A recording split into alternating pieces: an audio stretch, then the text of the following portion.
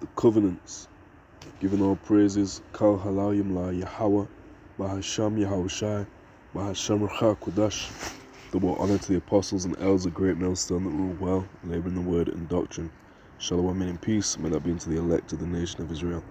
So in Genesis, the 9th chapter, and we're addressing, as aforementioned, the covenants, right? Because certain ones will go to this to say, look, all the covenants are for, everyone. These covenants, and they'll really abuse the context. I was going to say misinterpret, but a better word is abuse the context, which the scriptures is set up in a certain way that if you really want to confuse someone with it, you're able. You can put precept upon precept in a certain type of way, to confuse people or try to link scriptures that aren't linked, and give a false interpretation. But no scripture is of any private interpretation. No prophecy of the scripture. Anyway, Genesis, the 9th chapter, and we should know the story, the flood. Right, prior to that, there was no rain.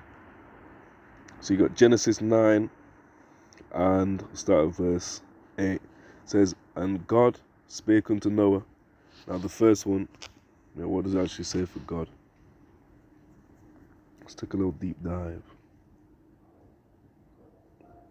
A deep dive in the flood.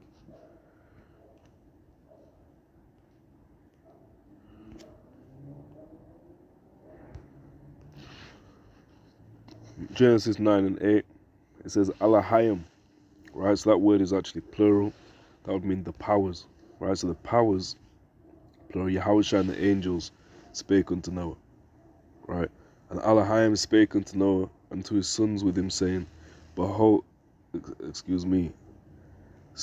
Alahayim spake unto Noah and to his sons with him, saying, and I, behold, I establish my covenant with you and with your seed after you, and with every living creature that is with you, of the fowl, of the cattle, of every beast of the earth with you, from all that go out of the ark to every beast of the earth.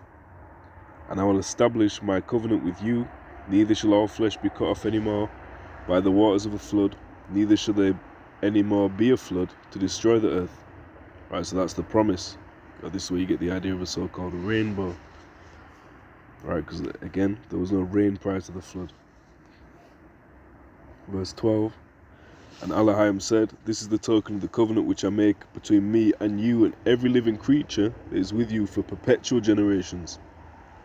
I do set my bow in the cloud, and it shall be for a token of a covenant between me and the earth. Right, the earth and them that dwell therein, as we're about to find out. Verse 14, and it shall come to pass when I bring a cloud over the earth, that the bow shall be seen in the cloud. Alright, a rainbow, cloud bow. And I will remember my covenant, which is between me and you and every living creature of all flesh, and the waters shall no more become a flood to destroy all flesh. And the bow shall be in the cloud, and I will look upon it, that I may remember the everlasting covenant between Alahayim and every living creature of all flesh that is upon the earth. And Alahayim said unto Noah, this is the token of the covenant which I have established between me and all flesh that is upon the earth. So that's very clear, very evident who that covenant's for. It's for Noah, his sons. Of course, his seed of the chosen would continue on through Shem, but it extends past that. Ham, Japheth, and it even goes into the animals, right? The animals. It even goes into the animals. So that's a covenant vocab that you can say, look, that's for every single body, right? You can look upon that and say, well, that's evident, it's for all flesh. It's not just for one type of people. However, now, when we deal with the new covenant, the old covenant that is spoken about in these scriptures, it's very, very specific who that's for. And I'm going to try to keep this short, succinct, and to the point. Jeremiah 31:31. Behold, the days have come, saith Yahweh, that I will make a new covenant with the house of Israel and with the house of Judah, not according to the covenant that I made with their fathers in the day that I took them by the hand to bring them out of the land of Egypt, which my covenant they break, although I was an husband unto them, saith Yahweh, But this shall be the covenant that I will make with the house of Israel. After those days, saith Yahweh, I will put my law in their inward parts, and write it in their hearts, and will be their power, and they shall be my people.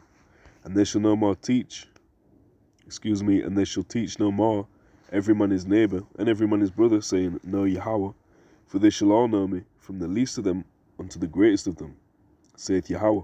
For I will forgive their iniquity, and I will remember their sin no more. So who's this for? The house of Israel with the house of Judah. Right? That is who the new covenant and the old covenant, as the scriptures are written in. Right? So there's a covenant of, for example, circumcision. Right? But Abraham, was there was many nations of Abraham. We'll say it like that. There were many nations of Abraham. So it wasn't just the Israelites, or the lineages leading up to the Israelites that practiced that custom. Right? There was a covenant that we just read, the bow in the cloud. Right? So the Lord set a covenant, not just with the Israelites, not just with the house of Israel and with the house of Judah, but with all flesh. So he always clarifies the terms and conditions, like you have contracts in the world. Right? So you're setting up a building site. Right? You're going to have contractors. In the contract, it's going to say, well, this company, this firm, is contracted by this company, maybe even to this additional company. Right? So all parties are laid out. The terms and conditions of the contract are very clear. Well, in a world like this, it's very confused. Right? They don't like to keep it simple. They like to, bamboozle you with word magic. However, the same way that terms and conditions are laid out, and however confusing they may be in this world, the same premise applies. Right? When you're reading through that contract, everyone clicks terms and conditions, don't really read it.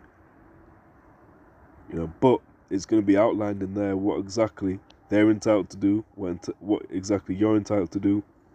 If you go into a business contract, right, you need to pay us every month for this long. If not, we'll take you to court, so on and so forth, or we'll sue you, we'll go through legal procedures against you. Well, these covenants are outlaid in the same manner, right? We had the old covenant, the new covenant. The old covenant, we were given a metric by if we transgress, if we trespass, we are therefore punished. Right? That's why it says the law was given unto Israel as well. As well as the covenants. That leads us nicely on, if I do say so myself. Segues nicely on to the scripture here in Romans 9, verses 3 through 5. It said, For I could wish that myself were accursed from Hamashiach for my brethren, my kinsmen according to the flesh, who are Israelites, to whom pertaineth the adoption. Right? That's the buying back, the getting back, written about in the Romans the 8th chapter. Right? The glory, which is the kingdom. The covenants, right? Old and new, right? Exclusively for the Israelites. The giving of the law. Right? So the whole premise of being able to be justified by the law, the idea that the Jews believed in that. Why? Because we were given the law. The children of Israel, not just the Jews, as in not just Judah, not just the kingdom of Judah, Benjamin and Levi, but the Israelites. Look, you can read it there in verse 4. Who are Israelites? Right? So it's not like a thing we just came up, and started rewriting the Bible. However, these things were written aforetime but misunderstood. But we were taught the history, we were therefore taught the mystery, and through the spirit of Yahweh Bahasham Yahweh Shai, we're given the wisdom to discern this. Right? These things were written aforetime for our learning. Right? So we need to come back to this. Come back to the law through faith, that is. Come back to the covenant through faith. Come back to the glory, the adoption, be adopted back, right, after having gone astray. If I read on the service of the Most High, right, we need to come back to serving the Most High. That's why we're in this mess. Right? And the promises. It says, whose are the fathers, and of whom as concerning the flesh Hamashiach came, who is over all, Most High blessed forever, Amen. So there it is, the giving of the law, the covenants were all for Israel. Now, is this just an Old Testament concept? Well, no, because Romans is from the New Testament, so-called, which testament means covenant, so it leads in. So the writings known as the New Testament doesn't necessitate that the New Covenant started as of them writings. Right? Matthew 1:1, the New Covenant doesn't go in place, but it's written about the Messiah coming in the flesh. Therefore, it's termed the New Covenant. But the New Covenant, we're not in the New Covenant fully yet. You know, we've been given the down payment, the earnest of the Spirit, as it talks about. Right, Hebrews 8:8. For finding fault with them, he saith, Behold, the days come, saith the Lord Yahweh, when I will make a new covenant with the house of Israel and with the house of Judah. Hold on, where's this? Is this in the Old Testament? No, it's in the so-called New Testament. Right, verse 9. Not according to the covenant that I made with their fathers in the day when I took them by the hand to lead them out the land of Egypt, because they continued not in my covenant, and I regarded them not, saith the Lord. For this is the covenant that I'll make with the house of Israel after those days, saith the Lord. I'll put my laws into their mind, and write them in their hearts, and I will be to them a God, and they shall be to me a people. And they shall not teach every man his neighbour, and every man his brother, saying, Know the Lord. For all shall know me, from the least to the greatest.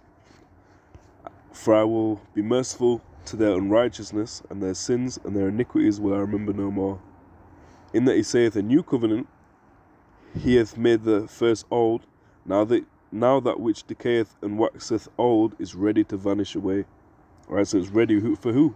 The Israelites. This is in Hebrews, so the Hebrew Israelites. And them Israelites speak in all languages. You know, being brought back, the adoption, that's the elect.